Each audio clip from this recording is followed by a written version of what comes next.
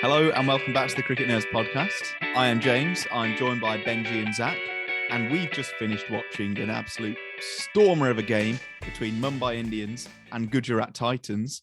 Top and tail of the table, and Mumbai, the losers of the season, have come out on top against the winners. It was a really good game, down to the wire once again. So we'll jump straight into the Gujarat innings. No, we won't. We'll jump straight into the Mumbai innings. Zach, can you talk us through the opening partnership of Ishan Kishan and Rohit Sharma?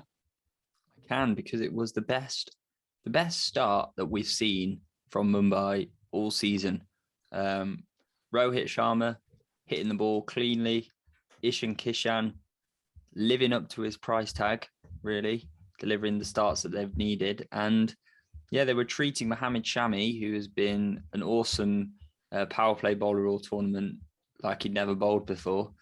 They were just having fun, really. And I think all the pressure of having to qualify is off, so they can just tinker a bit, they can have a go. And yeah, it was great to see. And they even got the score to 97 for 1 after 10 overs. So to get to 120 for 4 off 15 overs, you think, oh, here we go again with Mumbai. But yeah, their start was really good, and they needed some classic Tim David stuff to finish it off. And Ben, you've been hyping up Tim David, so I'm pretty sure you were happy with his performance today. I was. I think that I'm pleased that Tim David has finally got like an IPL gig, basically, because I've been following him for a while. He did okay in the 100, quite good in the PSL, and the Big Bash too. And he's a class player. The thing that I'm still a bit frustrated about is we haven't seen him bowl yet, and he is a class spin bowler, and like he can fit that sixth bowler mold if needed, which, you know, Mumbai have a bit of an issue with it because they're resorting to Kieran Pollard, even though he actually bowled quite well today. I think the issue that Mumbai have, though, is they've sort of got 3 players and only 2 overseas spots to fit them into. So they've got Tim David, they've got Kieran Pollard, and they've got Devalt Brevis. And because they've been messing around at the top of the order, they've brought Daniel Sams and Riley Meredith in. They've dropped Devalt Brevis, who was playing like an absolute machine, and he was scoring all these runs. And now he's been dropped. And it's pretty much because Kieran Pollard is still in the side. And because of his legacy, and because Kieran Pollard is Kieran Pollard, Mumbai can't drop him. And I feel like if Mumbai were to drop him and play Tim David and Devalt Brevis together, I reckon we'd see Mumbai winning some more games. That being said, look, it only takes one game for Kieran Pollard to turn around, smash it around, and look like the hero, Kieran Pollard, that we've seen for years. And now maybe that he's devoted his entire life to franchise cricket. Now he's given up international. We might see him improve. Now he's got rid of that burden. But I think also Mumbai were restricted to a few less runs than they probably could have got.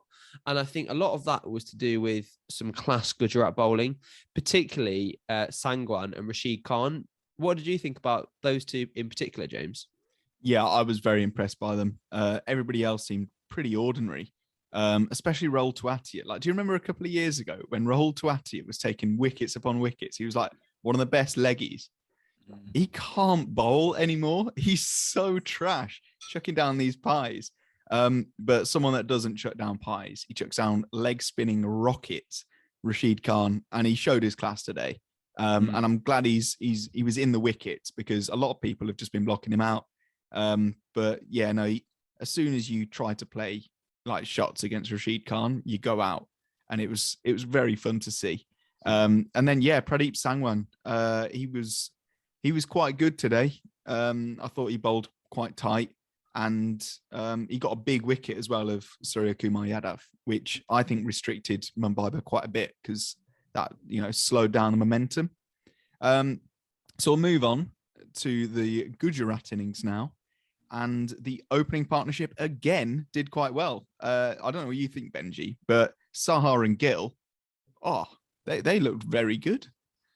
I mean, Rhythm Sahar has just been looking class since he's come back into the side. I think he's a massive upgrade on Matthew Wade.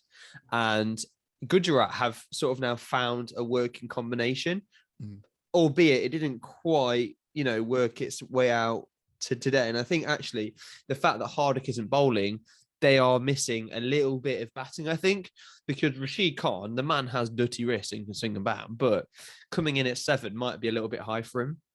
But the openers were really good. I thought Shubman Gill looked really compact and class. And Rhythm Shahar, he just scores runs without even noticing it. Like, suddenly the guy's on like 20 off like 10 balls. I'm like, how's he even scored them? Like, he's not played a single big shot. He just plays really nice cricket. And yeah, that's a real plus point, I think, for Gujarat. Like, they are a real class side on that batting front because they have that ability to lay a foundation and then also big finishers coming in with Miller, Tawatia and Rashid Khan.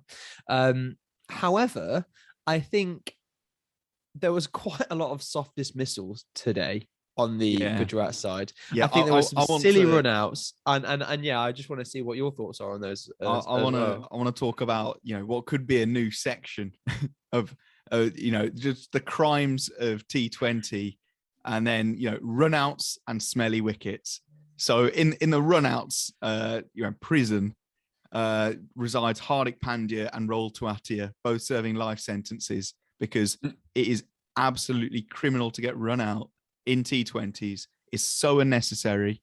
And, unless you are like last ball of the innings, just trying to get another run off a bye, that is the only like allowable situation really. And yeah, like that crippled Gujarat because Hardik Pandya was looking brilliant. He was scoring at a strike rate of like 170 something before he went out, and he looked very dangerous. And Tewatia, exactly what he can do, especially in the final over. So for those two to both go out, run out, shocking, embarrassing, and Gujarat really need to have a good, long, hard look at themselves about those run-outs because it's a crime. And then smelly wicket of the day, Sai Siddharthan. So a stinky slow ball from Karan Pollard. And Sai Siddharthan gets outfoxed and just clarts his own wickets. Oh my goodness. Like, if you're going to gift a man a wicket, that is the one to gift him. Yeah, it went down as a wicket to Pollard, and it's like, he's not done anything to deserve that. He did not earn that wicket. It's the most free wicket you could ever give someone. But yeah, it's ridiculous. But I guess Gujarat are getting a bit complacent. You feel they're peaked, and what comes up must come down.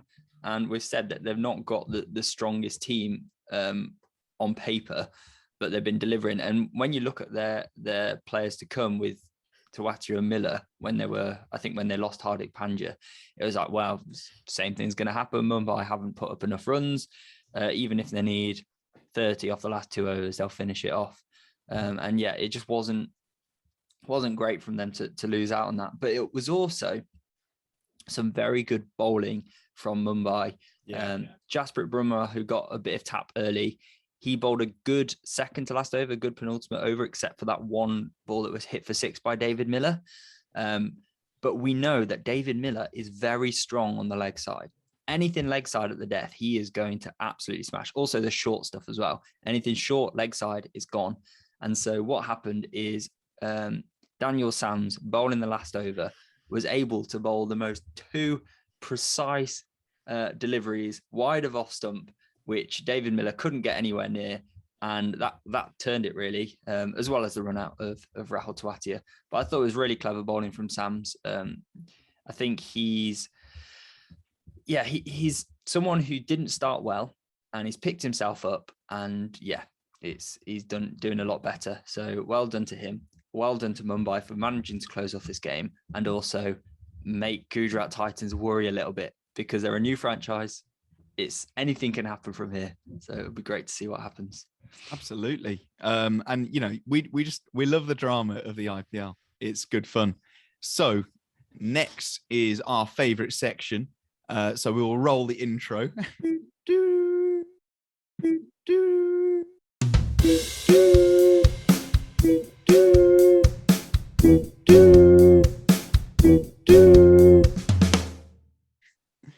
I love that intro every single time. It just gets better. Benji, you're a certified artist now. Obviously, I'm the man who created it, but you know. So our cricket nerds question of the day comes from who does it come from? Oh yeah, Smurf Warrior. Congratulations on having the best name, by the way. He says hashtag CNQ. Ishan Kishan, gold digger or one-hit wonder? Well, I don't think that aged very well, did it? No, I do think, though, that Ishan Kishan is someone who played very consistently well for Mumbai Indians in the previous seasons. But if you look who he had with him at the top in Quinton de Kock, who is much more of a big hitter than Rohit Sharma, that's the one.